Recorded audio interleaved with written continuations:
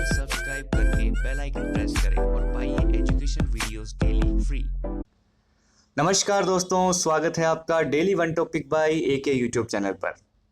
आपको वीडियोस अच्छी लग रही हैं तो लाइक किए बिना मत जाया करें और इसको शेयर तो आप कर रहे होंगे और नहीं कर रहे हैं तो कृपया करके कर दें ताकि ज़रूरतमंदों तक ये चीज़ पहुंचनी चाहिए।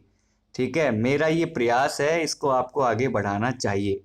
अब देखिए, बात ये है कि संकल्पना या कंसेप्ट की हम बात करें तो यहाँ पे हमारी ये कंसेप्ट है अधिकार। ठीक है, जिसको हम इंग्लिश में राइट्स कह देते हैं कि हमारे अधिकार क्या हैं।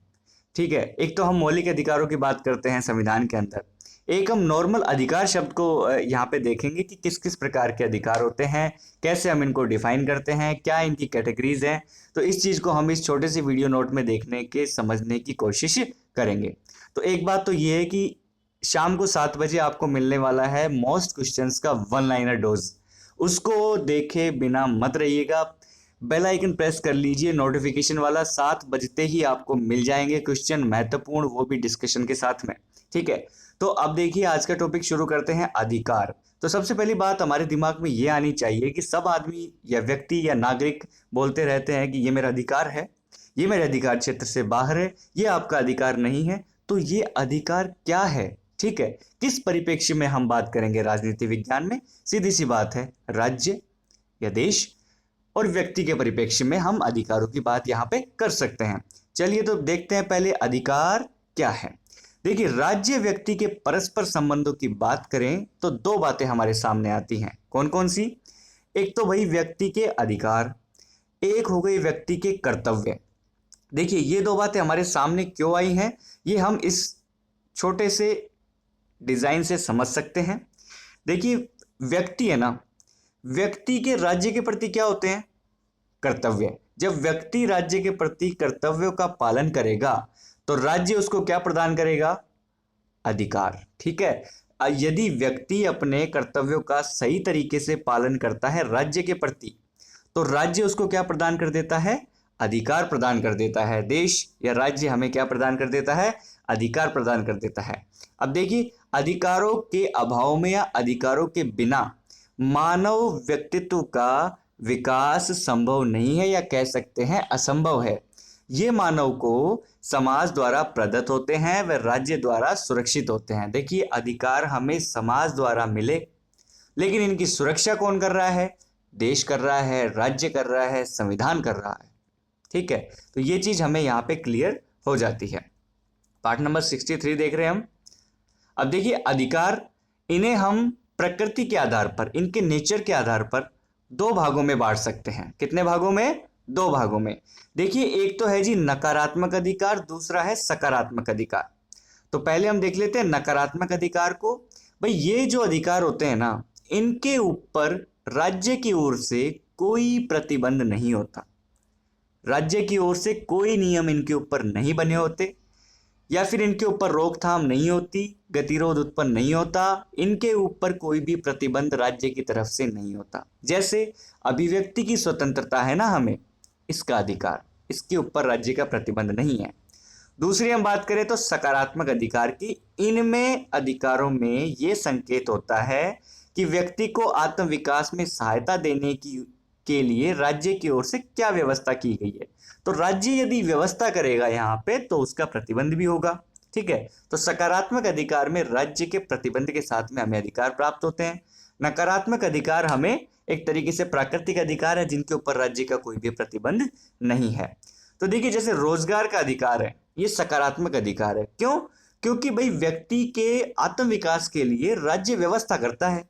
ठीक है, तो उसके लिए कुछ वो शर्तें भी रखता है। शर्तें क्या है? प्रतिबंध है। तो ये सकारात्मक अधिकार है और वो नकारात्मक अधिकार है। तो आई होप दोनों अधिकार आप समझ गए होंगे।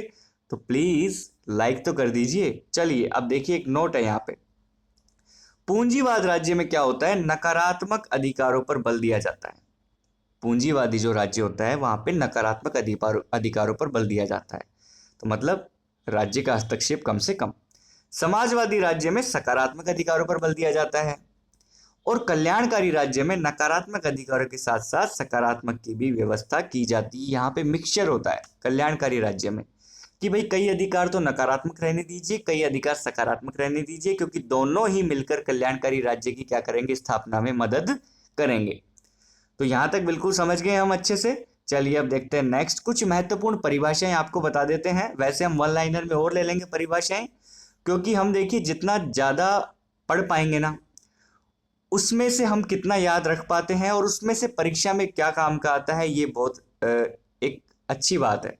तो हम कोशिश करेंगे ज़्यादा से ज़्यादा क्वेश्चन आपको वन लाइनर में देने की, ताकि आपको उनको रिवाइज करने में परेशानी ना हो। और हम ये कर भी रहे हैं, डेली आपको लगभग 7 बजे हम वन लाइनर दे रहे हैं। तो चलिए कुछ महत्वपूर्ण परिभाषाएं देख लेते हैं। पहली परिभाषा देख लेते हैं लास्की की, किसके प्रति, अधिकारों के प्रति। लास्की कहते हैं कि अधिकार सामाजिक जीवन की वे परिस्थितियां हैं जिनके बिना आमतौर पर कोई व्यक्ति पूर्ण आत्म विकास की आशा नहीं कर सकता। मतलब अधिकारों के बिना कोई व्यक्ति की पूर्ण आत्म विकास की आशा नहीं है या फिर संभव नहीं है। ये किसने कहा, लास्की ने। ठीक है, तो सामाजिक जीवन की परिस्थितियां बताया जिसमें आदमी अपना आत्म विकास करता है। दूसरी परिभाषा देखिए अर्नेस्ट बार्कर की, अधिकार न्याय की उस सामान्य व्यवस्था का परिणाम है जिस पर राज्य व उसके कानून आधारित हैं।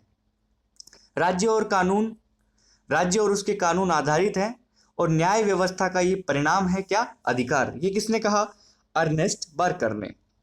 नेक्स्ट देखिए थर्ड, बोसांके की परिभाषा है कि अधिकार समाज द्वारा स्वीकृत व राज्य द्वारा क्रियान्वित एक मांग है।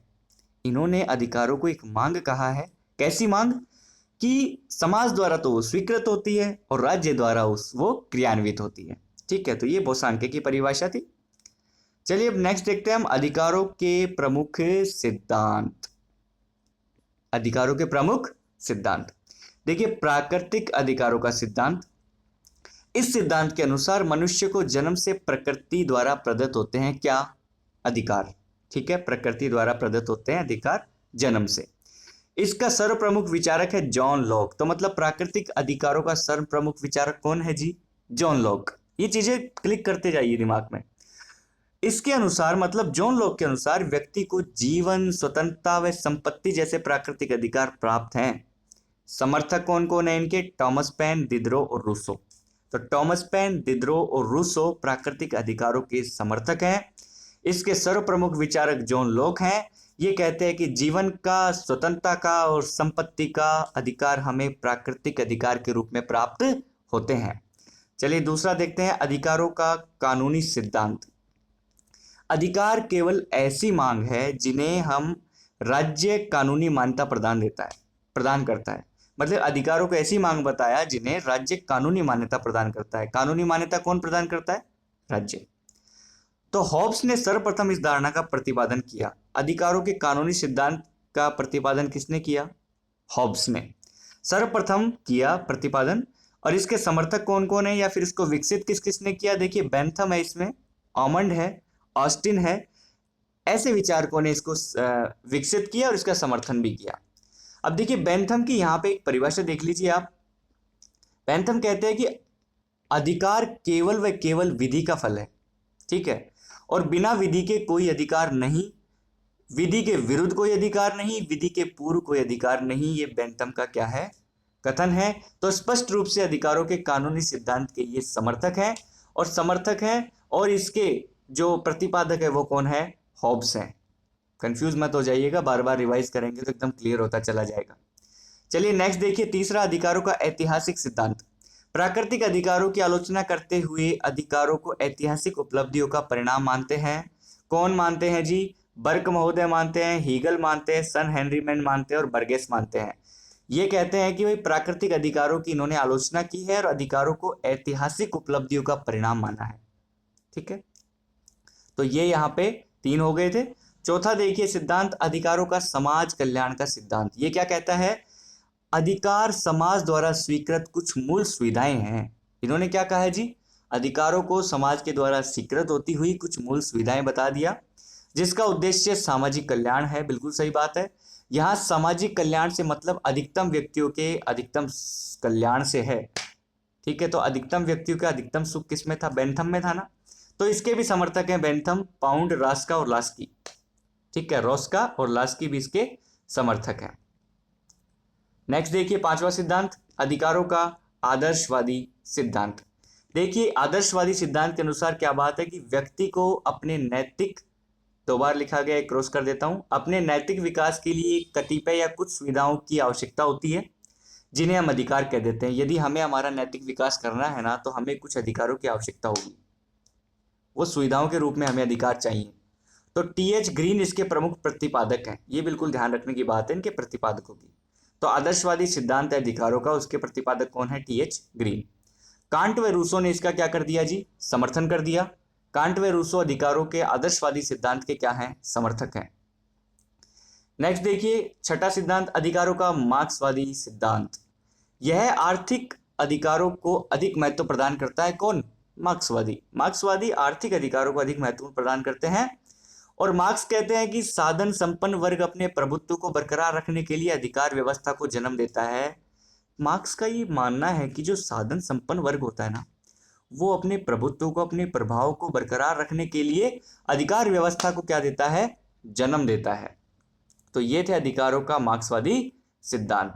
अब देखिए यहाँ पे कुछ अधिकारों के हम प्रकार बता रहे हैं आपको।